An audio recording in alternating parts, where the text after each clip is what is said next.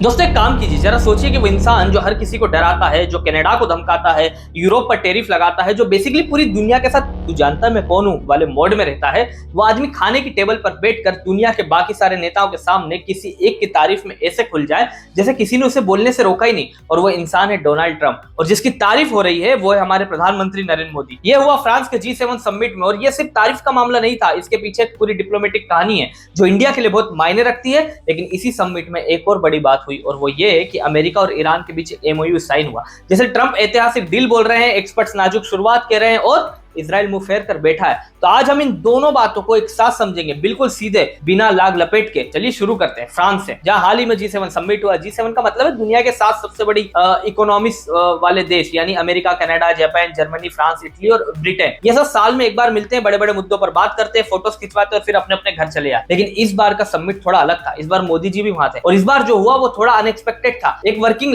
Lunch के दौरान, यानी वो मीटिंग जहां खाना भी चलता है और राजनीति भी, वहां ट्रंप साहब ने अचानक मोदी जी की तारीफ शुरू कर दी। अब ट्रंप जब किसी की तारीफ करते हैं तो वो बड़े थ्योरेटिकल अंदाज में करते हैं, जैसे किसी रियलिटी शो का होस्ट कोई कंटेस्टेंट को इंट्रोड्यूस कर रहा। उन्होंने कहा कि प्रधानमंत्री मोदी दुनिया के सबसे टफ नेगोशिएटर्स में से एक है। उन्होंने ये भी कहा कि मोदी जी बाहर से जितने नाइस दिखते हैं, डील टेबल पर उतने ही सख्त हो जाते हैं, और लोग ये देखकर जेन्युइनली सरप्राइज हो जाते हैं। ट्रंप ने ये भी जोड़ा कि मोदी जी को अपने देश के लोगों से बेहद प्यार है, और ये सब उन्होंने तब बोला जब वहां बैठे हुए लोग खुद बड़े बड़े देशों के नेता थे। मतलब ऑडियंस कोई आम नहीं थी। दोस्तों ये तारीफ सुनने में जितनी सिंपल लगती उतनी है नहीं, ये एक डिप्लोमेटिक सिग्नल था। ट्रंप पब्लिकली ये कह रहे थे कि इंडिया उनके लिए इंपॉर्टेंट है, मोदी उनके लिए रिस्पेक्टेड है, और इंडिया US रिलेशन एक सीरियस पार्टनरशिप है। इसकी जरूरत इसलिए भी थी क्योंकि ये दोनों नेताओं की पिछले 16 महीनों में पहली आमने सामने की बातचीत थी। इतने लंबे अंतराल के बाद जब दोनों मिले और ट्रंप ने पब्लिकली इतनी गर्मजोशी दिखाई, तो ये मैसेज क्लियर था। इसके अलावा ट्रंप ने यह भी कहा कि जब तक वो अमेरिका के राष्ट्रपति है, भारत का व्हाइट हाउस में एक सच्चा दोस्त है। उन्होंने सिक्योरिटी के बारे में भी एक बयान दिया कि अगर कोई भारत पर अटैक करने की सोचे तो वे जानते हैं कि ट्रंप क्या करेंगे। और ट्रेड डील को लेकर उन्होंने कहा कि दोनों देश बहुत करीब आ चुके हैं। समिट के दौरान एक वीडियो भी खूब वायरल हुआ जिसमें मोदी जी ग्रुप फोटो के लिए स्टेज पर जाते वक्त ट्रंप का हाथ थाम लेते हैं और उन्हें सीढ़ियां चढ़ाने में हेल्प करते हैं। वीडियो छोटा था, लेकिन दोनों नेताओं के बीच की पर्सनल केमिस्ट्री दिखाने के लिए काफी था। अब ये सब बताना जरूरी था क्योंकि इंडिया का कॉन्टेक्स्ट समझे बिना आप इस पूरे G7 समिट की बिगर पिक्चर नहीं समझ पाएंगे। लेकिन असली कहानी जो इस पूरे समिट को जेन्युइनली हिस्टोरिक बनाती है वो थी अमेरिका और ईरान के बीच साइन हुआ MOU। जी हाँ, MOU यानी मेमोरेंडम ऑफ अंडरस्टैंडिंग। इसे आप यूं समझिए, ये कोई फाइनल कॉन्ट्रैक्ट नहीं होता, ये उससे पहले का एक कागज होता है जिसमें दोनों पार्टीज लिख कर देती कि ठीक है, हम इन बातों पर एग्री करते हैं और आगे बातचीत जारी रखेंगे। ये लीगली बाइंडिंग नहीं होता उस तरह जैसे फाइनल ट्रीटी होती है, ये एक इरादे का बयान है। और इस MOU में कुल 14 बड़ी बातें लिखी गई है। इन्हें मैं आपको एक एक करके बताता हूँ, इसलिए नहीं कि आप मेमोराइज करें, बल्कि इसलिए कि जब आप पूरी लिस्ट सुनेंगे तो खुद समझ जाएंगे कि इसमें कितनी बड़ी बातें और साथ में कितने बड़े सवाल भी है। पहली बात यह है कि दोनों देश और उनके सहयोगी, जिसमें लेबनान में लड़ाई भी शामिल है। दूसरी बात यह है कि अमेरिका ईरान के बंदरगाहों में के आसपास से अपनी नेवी की घेराबंदी 30 दिनों के अंदर हटाएगा और बदले में ईरान ट्रेड शिप को सेफ रास्ता देगा। तीसरी बात यह है कि फाइनल एग्रीमेंट होने के 30 दिनों के अंदर अमेरिका ईरान के आसपास के इलाकों से अपनी सेना भी हटाएगा। चौथी बात यह है कि ईरान पर्शियन गल्फ से अपना ये ओमान के समुद्र तक यानी straight of Hormuz trade ship को बिना किसी चार्ज के 60 दिनों तक सेफ रास्ता देगा, और वहां से जो समुद्री बारूद सुरंगें बिछाई थी वो भी हटाएगा। यह बात दुनिया के लिए बहुत जरूरी थी क्योंकि स्ट्रेट ऑफ हॉर्मुज के बंद होने की वजह से तेल के दाम आसमान पर थे। पांचवी बात यह कि दोनों देश एक दूसरे के अंदरूनी मामलों में दखल नहीं देंगे। अब इस पर ट्रंप टिके रहेंगे या नहीं, ये एक अलग सवाल है जिसका जवाब हम थोड़ी देर में देखेंगे। छठी बात यह कि दोनों देश फाइनल डील पर ज्यादा से ज्यादा 60 दिनों में बातचीत पूरी करेंगे। सातवीं और सबसे चौंकाने वाली बात यह है कि अमेरिका अपने पार्टनर्स के साथ मिलकर ईरान की इकोनॉमिक डेवलपमेंट के लिए कम से कम $300 अरब का एक प्लान तैयार करेगा। $300 अरब, ये रकम इतनी बड़ी है कि इसे पर्सपेक्टिव में रखना मुश्किल है। ये इंडिया के पूरे डिफेंस बजट के कई गुना है। आठवीं बात यह है कि अमेरिका ईरान पर लगे सभी पुराने रिस्ट्रिक्शन और बेन्स को खत्म करने का वादा कर रहा है। नौवीं बात यह है कि अमेरिका का ट्रेजरी डिपार्टमेंट ईरान को तेल बेचने और इंटरनेशनल बैंकिंग ट्रांजैक्शंस करने की छूट देगा। 10वीं बात यह कि अमेरिका में जो ईरान के पैसे फ्रीज किए गए हैं वो ईरान को वापस मिलेंगे। और 11वीं बात यह है कि ईरान ने वादा किया है कि वो न्यूक्लियर वेपन्स नहीं बनाएगा और IAEA यानी इंटरनेशनल एटॉमिक एनर्जी एजेंसी की निगरानी में अपना इनरिच्ड यूरेनियम कम करेगा। 12वीं बात यह है कि जब तक फाइनल फैसला नहीं हो जाता तब तक दोनों तरफ से स्टेटस क्यों बनी रहेगी। ईरान अपनी न्यूक्लियर प्रोग्राम आगे नहीं बढ़ाएगा और अमेरिका कोई नया रिस्ट्रिक्शन नहीं लगाएगा। 13वीं बात यह है कि इस समझौते पर ठीक से काम हो रहा है या नहीं, ये देखने के लिए एक मॉनिटरिंग कमेटी बनाई जाएगी। और 14वीं बात यह है कि इस फाइनल डील को यूएन के एक नियम के तहत कानूनी रूप से पक्का किया। तो ये थी 14 बात। सुनते सुनते इंप्रेसिव लगा कि वाकई कुछ बड़ा हो रहा है, लेकिन दोस्तों यहीं से असली खेल शुरू होता है, क्योंकि जिस दिन ये एमओयू साइन हुआ उसी दिन उसी G7 स्टेज से ट्रंप साहब ने ईरान को धमकी दे डाली। उन्होंने कहा कि अगर उन्हें फाइनल डील पसंद नहीं आई तो अमेरिका तुरंत बैकआउट करेगा और फिर से बॉम्बिंग शुरू हो जाएगी। उनके शब्द ये थे कि I don't like it, it's back to dropping bombs right smack in the middle of their head. यानी एक हाथ में शांति का कागज और दूसरे हाथ में बमबारी की धमकी, दोनों एक साथ, एक ही इंसान एक ही दिन। अब कोई और होता तो कहते हैं यार ये तो कॉन्ट्राडिक्शन है, लेकिन ये ट्रंप है और ये उनकी स्ट्रेटजी है, जिसे डिप्लोमेसी की भाषा में कहते हैं गुड कॉप बैड कॉप। एक तरफ बातचीत, दूसरी तरफ प्रेशर। ये इसलिए किया जाता है ताकि सामने वाला पार्टी जो है हर पल ये याद रखे कि डील अगर बिगड़ी तो कॉन्सिक्वेंसेस सीरियस होंगे। ईरान को ये लगातार फील कराते रहो कि तुम्हारे पास शांति का रास्ता है, लेकिन वो रास्ता किसी भी वक्त बंद हो सकता है। और इसी स्ट्रेटजी का एक और हिस्सा था जो जेडी वेंस, अमेरिका के उपराष्ट्रपति, ने साफ कर दिया। उन्होंने बताया कि ईरान को कोई फाइनेंशियल रिलीफ, कोई पैसा, कोई सैंक्शन में छूट तब तक नहीं मिलेगी जब तक ईरान जमीन पर अपने न्यूक्लियर कमिटमेंट्स को प्रूव न कर दे।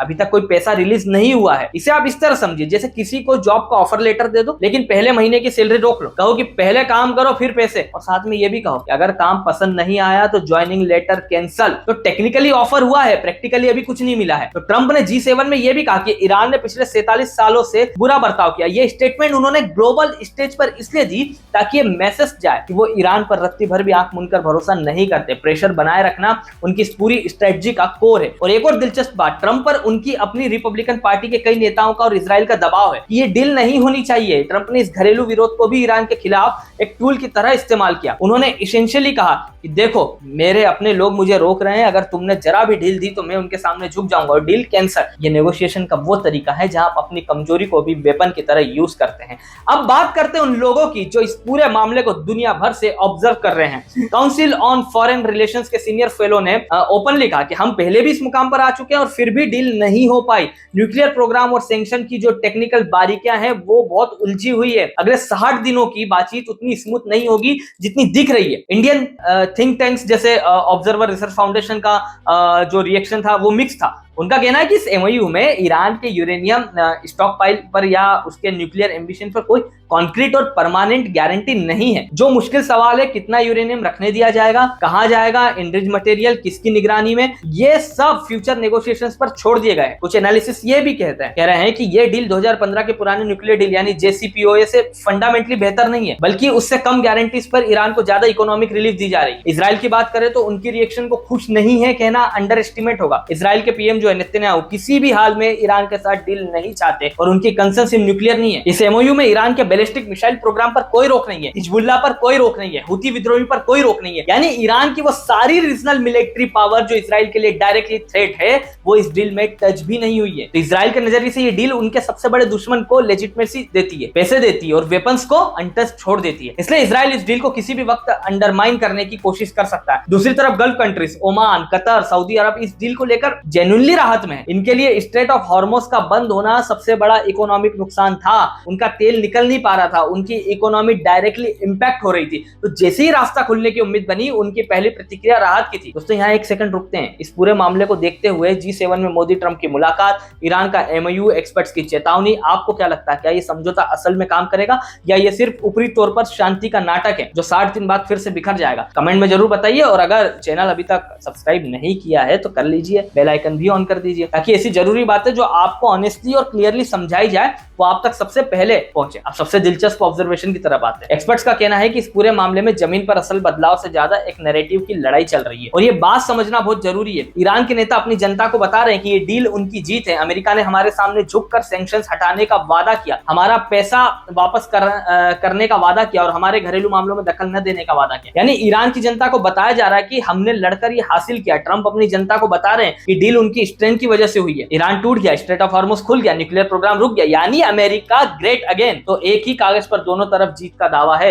ये वैसा है जैसे क्रिकेट मैच में दोनों टीम्स टाई हो और दोनों कैप्टन प्रेस कॉन्फ्रेंस में ये कह रहे हैं कि असल में हम जीते हैं। और यही इस डील की सबसे बड़ी कमजोरी है। जिस दिन भी किसी एक साइड को ये लगा कि डील से उनकी इंटरनेशनल इमेज कमजोर हो रही है वो उसी दिन पीछे हट जाएंगे। ईरान को अगर लगा कि वो दुनिया में वीक दिख रहे हैं तो डील तोड़ देंगे। ट्रंप को अगर रिपब्लिकन प्रेशर या इजरायली लॉबी का प्रेशर असहनीय हो गया तो डील कैंसिल। एक्सपर्ट्स एक्सपर्ट्स का सबसे साफ वर्डिक्ट ये है कि ये एमओयू एक एग्जिट रैंप देता है, एक रास्ता जिससे दोनों देश लड़ाई से बाहर निकल सकते हैं, लेकिन परमानेंट शांति का रास्ता भी बहुत लंबा और ऑनेस्टली बहुत अनसर्टेन भी। इस पूरी कहानी से 4 ऐसी बातें निकालते हैं जो सिर्फ इस वीडियो तक सीमित नहीं है, बल्कि जो आप जिंदगी में, पॉलिटिक्स में, बिजनेस में हर जगह यूज कर सकते हैं। पहली बात यह कि दुनिया में हर डील से पहले एक नैरेटिव जीतनी होती है। जो एमओयू साइन हुआ उसमें कागज पर जो लिखा है वो एक बात है, लेकिन दोनों देशों के नेता अपनी अपनी जनता को ये कन्विंस करने में लगे हैं कि उनकी जीत हुई। जब तक पब्लिक परसेप्शन हैंडल नहीं होता कोई भी बड़ा फैसला टिकता नहीं है। ये आपकी पर्सनल लाइफ में भी उतना ही सच है। किसी भी समझौते में दोनों साइड को ये फील होना जरूरी है कि उन्होंने कुछ हासिल किया। दूसरी बात यह है कि प्रेशर एक स्ट्रेटजी है, कमजोरी नहीं। ट्रंप ने एक तरफ डील साइन किया और दूसरी तरफ बॉम्बिंग की धमकी दी। ये कॉन्ट्रडिक्शन नहीं था, ये कैलकुलेशन था। किसी को नेगोशिएट करते वक्त अगर आप सिर्फ फ्रेंडली रहे तो सामने वाला आपको सीरियसली नहीं लेता।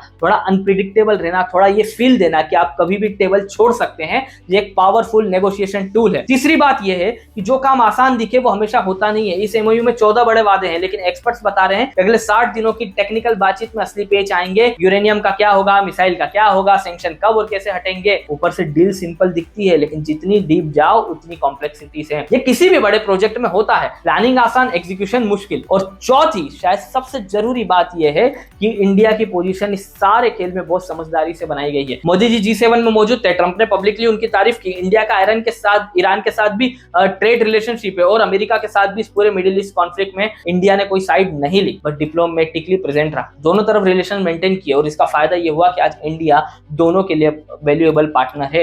ये स्ट्रेटेजिक ऑटोनॉमी है कि रियल वर्ल्ड वैल्यू है, और यही आगे इंडिया के लिए सबसे बड़ी स्ट्रेंथ बनेगी। इस पूरी कहानी को रैप करते हैं। G7 समिट में मोदी ट्रंप की मुलाकात ने दिखाया कि India US relation right now एक स्ट्रॉन्ग और प्रोडक्टिव जगह पर है। ट्रेड डील करीब है, सिक्योरिटी में पार्टनरशिप है, और ग्लोबली इंडिया को एक सीरियस प्लेयर के रूप में देखा जा रहा है। ईरान का एमओयू एक राहत जरूर है, स्ट्रेट ऑफ हॉर्मुज़ खुलने की उम्मीद है, तेल के दाम गिरे हैं, जंग फिलहाल रुकी है, लेकिन ये एक बिगिनिंग है, एंड नहीं है। असली काम अगले 60 दिनों में होना, और उसमें इजराइल का रेजिस्टेंस, ईरान का न्यूक्लियर एम्बिशन और ट्रंप का अनप्रेडिक्टेबिलिटी, ये सब बाधाएं हैं। दुनिया उम्मीद कर रही है, लेकिन उम्मीद और सर्टेनिटी दोनों बहुत अलग होते हैं, और यही इस कहानी का सबसे ऑनेस्ट कंक्लूजन है। दोस्तों, अगर इस वीडियो से आपको कुछ नया मिला, कोई नई बात पता चली, कोई चीज क्लियर हुई, तो लाइक बटन जरूर दबाइए। इससे ये वीडियो और लोगों तक पहुंचती है और जिन्हें इसकी जरूरत है। और कमेंट में ये बताइए कि आपको क्या लगता है, क्या ये ईरान डील अगले 60 दिनों में सर्वाइव करेगी? हाँ, नहीं या देखते हैं। जो भी सोचते हैं नीचे लिखिए। चैनल सब्सक्राइब कीजिए, बेल आइकन प्रेस कर लीजिए। एक नए वीडियो के साथ आपसे फिर से जल्द मुलाकात होगी। धन्यवाद।